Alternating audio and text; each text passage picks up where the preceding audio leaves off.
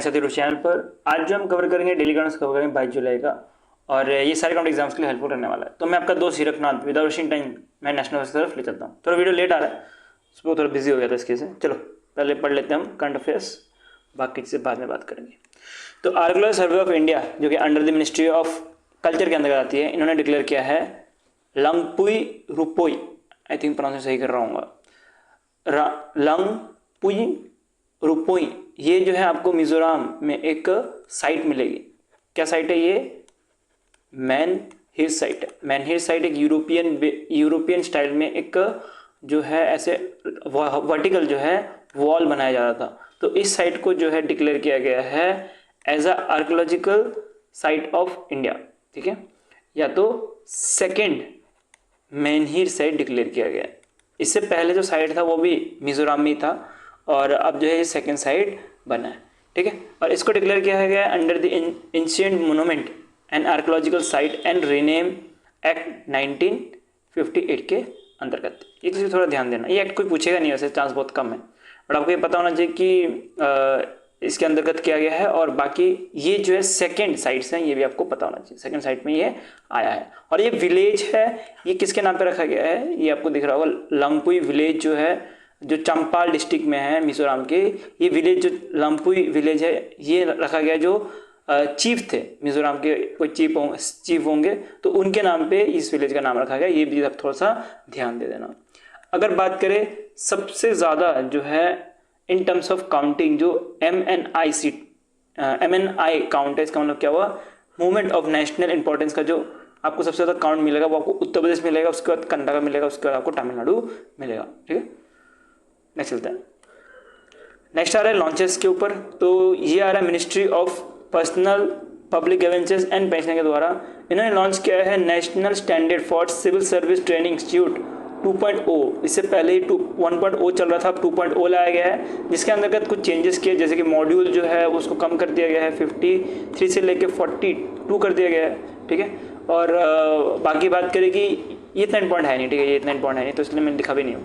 तो ये क्या है आपको इतना पता होना चाहिए, जो NSCSTI है, ये जो है एक तरह से ट्रेनिंग सेंटर है सिविल सर्वेंट जो एक्सपेरेंट रहते हैं या सिविल सर्वेंट जो ऑफिसर रहते हैं उनके लिए। और इसको जो है बनाया गया है बाय कैपेसिटी बिल्डिंग कम्युनिकेशन के द्वारा। ये ज़्यादा इंपॉर्टेंट है, ठीक है। तो जो भी सिविल सर्वेंट है स्टेट लेवल पे, सेंट्रल लेवल पे या अर्बन लोकल बॉडीज लेवल पे, तो उनको जो है यहाँ पे ट्रेनिंग के लिए भेजा जाता है। बस सिंपल सा न्यूज़ है ये भी। नेक्स्ट चलता है, नेक्स्ट न्यूज़ में बढ़ते हैं। तो director general of foreign trade ने लॉन्च किया है ट्रेड कनेक्ट ई प्लेटफॉर्म।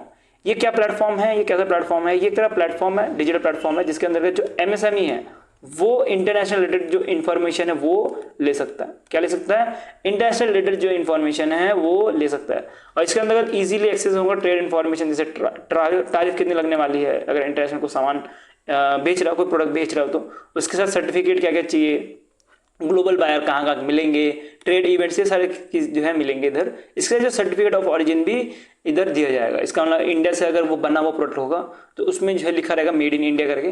तो ये सारी चीज़ें जो है दी जाएंगी, सर्टिफिकेट दी जाएंगी कि इंडिया से है या कहीं दूसरी जगह से आया, तो उसके बारे में आपको एक प्रॉपर प्लेटफॉर्म दिया गया है जिसका नाम इन्होंने ट्रेड कनेक्ट ई प्लेटफॉर्म रखा गया है। और ये हेल्प करेगा जो MSME है उसको, ठीक है, MSME जो एंटरप्राइज है उनको हेल्प करने वाला है। नहीं ज़्यादा फर्स्ट न्यूज़ के बढ़ते हैं। तो फर्स्ट स्टेट बनी है महाराष्ट्र, जिन्होंने एग्रीकल्चर स्टेटस जो है दिया है लाइफ स्टॉक और फिर पोल्ट्री फार्मिंग को भी, ठीक है। तो ये कौन सी स्टेट बनी है? महाराष्ट्र बनी है। पोल्ट्री फार्मिंग जैसे कि डेयरी प्रोडक्ट्स हो गए, फिर उसके बाद गोट, पिग, पोल्ट्री, ये सारे जो हैं इसके अंदर आती है। तो ये आपको याद है महाराष्ट्र पहले बनी है। और इसके साथ ही कुछ चीज़ें और भी है, जैसे महाराष्ट्र में जो भी किसान हैं वो 4% का इंटरेस्ट सबवेंशन भी ले सकती हैं अंडर द KCC किसान क्रेडिट कार्ड के अंतर्गत, ठीक है। ये सेम रूल है जो महाराष्ट्र में कोई एक सब्सिडी स्कीम चल रही है उसके हिसाब से। और इनके साथ इसके साथ जो लोअर लोकल टैक्स भी देना पड़ेगा ग्राम पंचायत में, ये भी चीज़ बताई गई है बाय द महाराष्ट्र गवर्नमेंट, ठीक है। नेक्स्ट, हाँ, ये वाला बहुत इंपॉर्टेंट न्यूज़ है, यहाँ से क्वेश्चन पूछने के बहुत ज़्यादा चांसेस है। ये फर्स्ट न्यूज़ में, क्योंकि ये वर्ल्ड के ओल्डेस्ट मैराथन रनर है। ये आप देख सकते हो, टोटल इनकी एज के बारे में बात करते हैं, 114 एज है इनकी, ठीक है, एज थी इनकी। और ये पास्ट अवे हो चुके हैं, ठीक है। और इनके बारे में कुछ और डिटेल में पढ़े तो आपको मिलेगा। ये पंजाब जलंधर से आते हैं। बॉर्न प्लेस तो इतना इंपॉर्टेंट है नहीं, बट डेड याद रखना कि जुलाई 2025 में हुए थे। इनका निकनेम जो है तरबाना टोर्नाडो इनका नाम रखा गया था, ठीक है, इनका निकनेम है। और इन्होंने 89 की एज में इन्होंने मैराथन चालू किया था। और उस समय ही उन्होंने मैराथन जब चालू किया था उसके बाद धीरे धीरे इतने ज़्यादा मतलब मैराथन में खो गए कि उन्होंने लंदन यूके में जाके अपना 6 घंटे 54 मिनट जो है पहला मैराथन खेला था। उसका इनका पर्सनल बेस्ट की बात करें आपको 5 आवर 43 मिनट्स 4 सेकंड मिलने वाले हैं, जो कि 2003 में था, ठीक है। तो 2000 में इन्होंने पहली बार मैराथन खेला था, उसका 2003 में जो है इन्होंने अपना पर्सनल बेस्ट बनाया था। और इसके साथ आपको कुछ चीज़ ध्यान देनी कि जब इनका 100वां साल हो गया था, 89 में चालू किया था, जब इनका 100वां साल हो गया था 2011 में, तो उस केस में इनको जो टोटल मैराथन में टाइम लगा था 8 घंटे और 11 मिनट, ठीक है। ये इतने पूछेंगे नहीं, इंपॉर्टेंट जो है ना पर्सनल बेस्ट ज़्यादा इंपॉर्टेंट है, तभी थोड़ा ध्यान देना, एग्जामिनर का भरोसा नहीं है। तो 8 घंटे 11 मिनट को इनको टोटल टाइम लगा था मैराथन के लिए। और एक दो चीज़ और ध्यान देना कि इनको जो है टॉस बेयर की तरफ से सेलेक्ट किया गया था लंदन ओलंपिक जो हो रहा था 2012 का, वहाँ पे, ठीक है। उसका इनके ऊपर एक बुक भी लिखी गई है, ये इंपॉर्टेंट है, इनके ऊपर बुक लिखी गई है जो कि 2011 में रिलीज़ किया गया था। इन्होंने अपने ऑफिशियली रिटायरमेंट ले ली थी जो इनका करियर था मैराथन से 2013 में।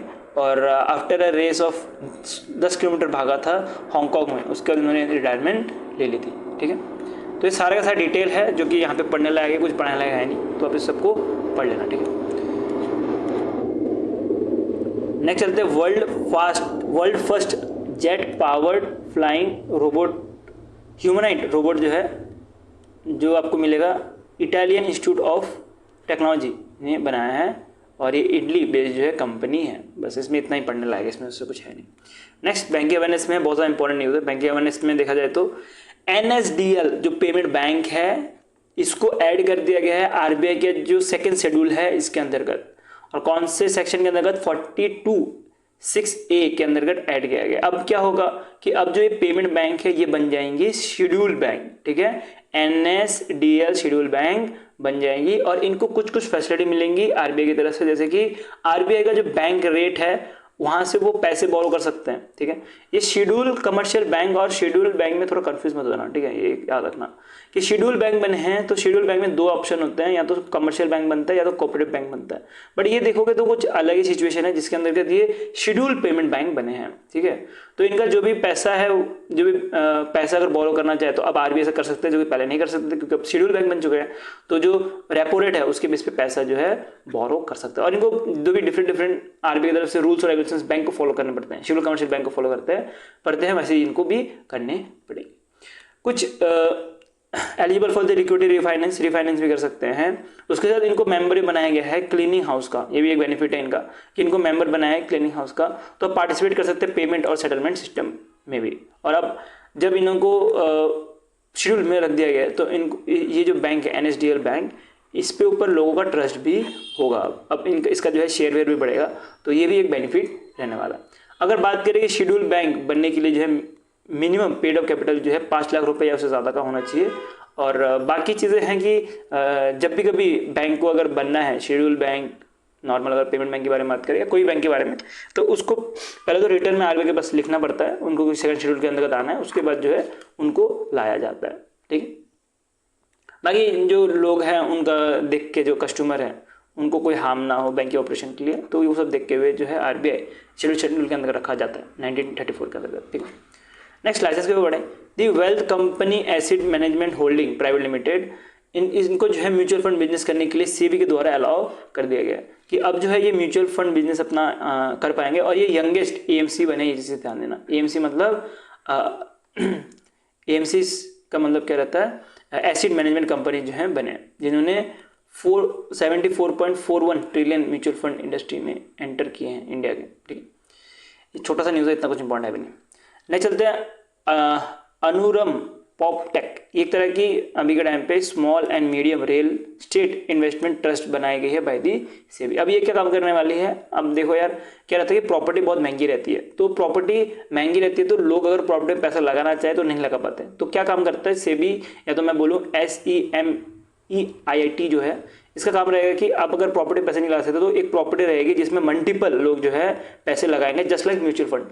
तो वैसे ही रहने वाला है जिसमें अंदर मल्टीपल लोग जो है पैसे लगाएंगे और वो फ्रैक्शन ओनरशिप लेंगे सबका, ठीक है। अगर उस प्रॉपर्टी का पैसा बढ़ा तो उस केस में उनको जो भी पैसा है फ्रैक्शन फॉर्म में मिलेगा, ठीक है। वो कुछ भी हो सकता है, ऑफिस स्पेस हो सकता है, रिटेल आउटलेट हो सकता है, कोई जमीन हो सकती है, कुछ भी हो सकता है, ठीक है, कोई प्लॉट हो सकती है, कुछ भी चीज़ें हो सकती है। इंडिया का पहला ये S small and medium RETI platform है, ये चीज़ आपको थोड़ा ध्यान देना है। और इसके अंदर इसका फोकस रहने वाला है कि इनकम जनरेशन हो पाए, और ये जो भी स्टॉक है ये लिस्टेड रहेगा स्टॉक एक्सचेंज पे, ये भी आपको थोड़ा ध्यान देते हुए चलना है। नहीं चलते हैं स्वच्छ सर्वेक्षण, इसके बारे में हमने ऑलरेडी पढ़ा हुआ है ना। स्वच्छ सर्वेक्षण 2024-25 के बारे में ऑलरेडी पढ़ा है, जहाँ पे इंदौर जो है 8 नंबर पे आया था पॉपुलेशन 10 लाख के ऊपर में। तो इसमें एक और चीज़ आपको याद रखनी है कि विजयवाड़ा को भी जो है रखा गया है, और विजयवाड़ा को सुपर स्वच्छ लीग सिटी के तौर पे जो है सेलेक्ट किया गया है। अगर नेशनल रैंक के बारे में बात करें तो आपको ये 4th क्लीनेस्ट सिटी मिलने वाली है, ठीक है। तो इसके अंदर जो क्लीनेस्ट सिटी है उनको रखा जाता है, तो ये आपको 4th नंबर मिलने वाली है। अगर रैंकिंग इंडेक्स और रैंकिंग बारे में बात करें तो जो QS बेस्ट स्टूडेंट सिटी है 2026 का, ये रिलीज़ किया गया है QS के द्वारा, जो कि मान सकते हो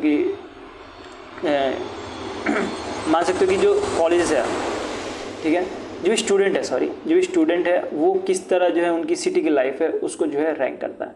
इसमें पहले नंबर पे आपको सियोल मिलने वाला है जो साउथ कोरिया है, सेकंड नंबर पे टोक्यो मिलेगा जो जापान है, और थर्ड नंबर पे लंदन मिलेगा जो कि UK में है। इंडिया की तरफ से जो रैंक है वो आपको मुंबई याद रखना है। मुंबई का टोटल आपको रैंक मिलेगा 98 ग्लोबली, और स्कोर भी आपको थोड़ा बहुत याद रखना है 61.6 रहने वाला है, ठीक है। तो सिटी को रैंक किया जाता है बेस्ड ऑन कितना स्टूडेंट फ्रेंडली है, कितना अफोर्डेबल है, और कितना जो है क्वालिटी ऑफ एजुकेशन है। तो इसमें मुंबई को जो है 19 नंबर पर रखा गया, ये थोड़ा ध्यान देना। उसका न्यू दिल्ली है, उसके बाद बेंगलोर है। नेक्स्ट चलते हैं, नेक्स्ट आ रहा है दी यूनिवर्सिटी इम्पैक्ट रैंकिंग, जो कि टाइम्स हायर एजुकेशन जो है लंदन ये देता है। इसमें पहले नंबर पे आपको वेस्टर्न सिडनी यूनिवर्सिटी मिलने वाली है जो कि ऑस्ट्रेलिया की है। और इंडिया के बारे में बात करें तो इंडिया में तमिलनाडु में जो अमृता विश्वा विद्यापीठ है, इसको जो है रखा गया 41 नंबर पे। ये इंडिया की तरफ से टॉप में है। इनका नाम याद रखना है, इसका नाम याद रखना है इस कॉलेज का, ठीक है। उसके साथ आपको ये जो वेस्टर्न सिडनी यूनिवर्सिटी रैंक 1 है याद रखना है। बाकी चीज़ें भी याद रखनी है, लेकिन बाकी इतने इंपॉर्टेंट है नहीं। जैसे सेकंड नंबर पे यूनिवर्सिटी ऑफ मैडागास्कर आता है, और थर्ड नंबर पे आपको साउथ कोरिया का एक यूनिवर्सिटी मिलने वाला है, ठीक है। नेक्स्ट चलते हैं। आज में इतना कुछ ज़्यादा पढ़ने लायक है नहीं, तो मैं इसको थोड़ा जल्दी जल्दी पढ़ा रहा हूँ। ये आप खुद भी PDF के थ्रू भी पढ़ सकते हो, बट मैं आपको थोड़ा बस यहाँ पे कुछ अगर एक्स्ट्रा इन्फॉर्मेशन रहेगा तो वो आपको मैं समझा दूंगा, ठीक है। नेक्स्ट चलते हैं, नेक्स्ट चलता है जय माता। जय माता एक तरह का एक्सरसाइज है जो कि इंडियन कोस्ट गार्ड और फिर जापान कोस्ट गार्ड के द्वारा की जा रही है। ये जय माता जो है एक तरह से जापान का वर्ड है, इसका मतलब होता है सी यू लेटर। अभी टाइम पे तमिलनाडु में हो रहा था, तो जापान जो कोस्ट गार्ड है वो तमिलनाडु आए थे और एक्सरसाइज किया गया था, जैसे कि मरीन टाइम कॉपरेशन के लिए, ठीक है। उसके साथ जो इम्प्रूव करना है इंटरपोर्टेबिलिटी, ये सारी चीज़ें यहाँ पे की गई थी, ठीक है। तो ये जो भी एक्टिविटी है इसको कोऑर्डिनेट किया गया था by headquarter coast guard region के द्वारा। और इसके जो लेफ्ट जो IG है, इनका नाम भी आपको थोड़ा याद रखना है, ठीक है। DS साइनी जी इसके IG थे। ट्रायल के बारे में बात करें तो अभी Astra beyond visual range air to air missile भी हुआ था, जिसको फायर एंड फॉरगेट मिसाइल भी बोला जाता है, अस्त्रा मिसाइल को। तो इसके बारे में पढ़े तो इसमें आपको मिलेगा कि अभी इसकी टेस्टिंग इंडियन एयरफोर्स और फिर जो DRDO है, ठीक है, डिफेंस रिसर्च डेवलपमेंट ऑर्गेनाइजेशन, इन्होंने सुकुई जो 30 है उसके द्वारा ये टेस्टिंग की थी उड़ीसा में इंटीग्रेटेड टेस्ट रेंज में, ठीक है। चंदीपुर में जगह मिलेगी आपको, वहाँ पे इसकी टेस्टिंग हुई गई थी।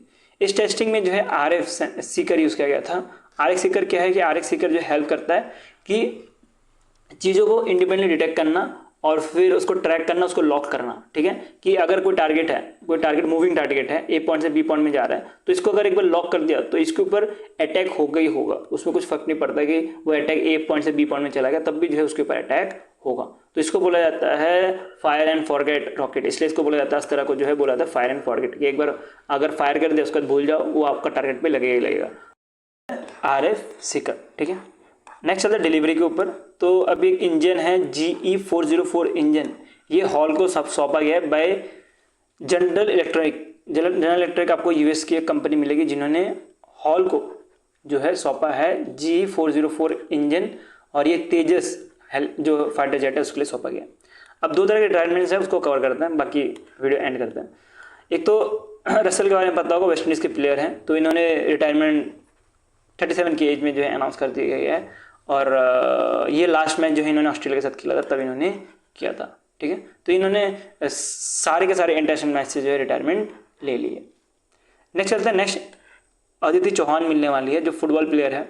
और इनके बारे में बात करें तो ये यूरोप क्लब में पहले जो है फीमेल बनी थी जिन्होंने खेला था। और ये वेस्ट हम यूनाइटेड लेडीज़ टीम से इन्होंने 2015 में खेला था। इसके साथ कुछ और अचीवमेंट्स है, जैसे कि इन्होंने Asian women footballer of the year भी 2015 में जीता था, और पहली इंडियन बनी थी जिनको ये अवार्ड दिया गया था। और इन्होंने एक सीख करके जो है एक इनिशिएटिव लिया गया, जिसके अंदर जो यंग गर्ल्स हैं उनको जो है फुटबॉल खेलने के लिए मोटिवेट किया जाता है। तो ये कुछ पॉइंट्स है जो इनके बारे में पढ़ना है। और इन्होंने रिटायरमेंट ले ली, और इनका जो 17 साल का कैरियर था अभी ये खत्म हो गया। ठीक है, तो इसी तरह इनका नाम आपको याद रखना है, अदिति चौहान। और रसल जो है रिटायर हो गए। ये हो गया हमारा डेली करंट अफेयर्स पूरा खत्म। और पीडीएफ के बारे में बात करें तो पीडीएफ आपको मिल जाएगा, लिंक इन द डिस्क्रिप्शन, वहाँ पे आपको पीडीएफ मिल जाएगा। और वीडियो अच्छा तो लाइक कर देना, ऐसे कंटेंट देखते रहने सरकारी चैनल। और अभी वीडियो में इतना रखते हैं, बाकी हम कल मिलते हैं। बाय। थोड़ा वीडियो लेट हो गया, उसके लिए माफ़ करना, बाकी बाय।